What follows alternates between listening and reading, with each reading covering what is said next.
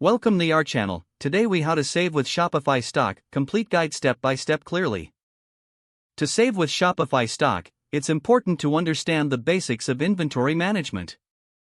Start by analyzing your current inventory levels. Identify products that sell well and those that don't.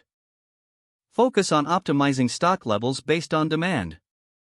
Next, set up automatic alerts for low stock items. This will help prevent overstocking and stockouts. Use Shopify's built-in reporting tools to track sales trends. Regularly review your sales data for insights. Consider implementing a just-in-time inventory system. This will minimize excess stock and storage costs. Evaluate your suppliers for cost efficiency. Negotiate better terms or look for alternatives if necessary. Utilize Shopify's apps for inventory and supply chain management. These tools can help streamline operations and cut costs. Implement seasonal promotions to move older stock. This helps clear inventory while attracting new customers. Offer bundles or discounts on slower moving items. This strategy can encourage larger purchases. Use high-quality images and descriptions to boost sales.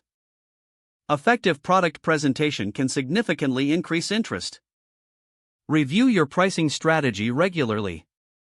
Ensure that your prices are competitive yet profitable. Lastly, continually educate yourself on market trends. Staying informed will empower you to make smarter purchasing decisions. If the page does not load, refresh the browser or try again in a private or incognito window. Make sure you are using the correct email address, then retype it carefully to avoid small typos.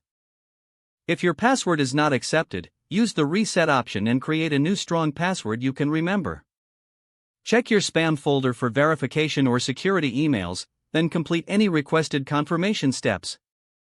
Don't forget to like this video and subscribe to our channel for more step-by-step tech guides.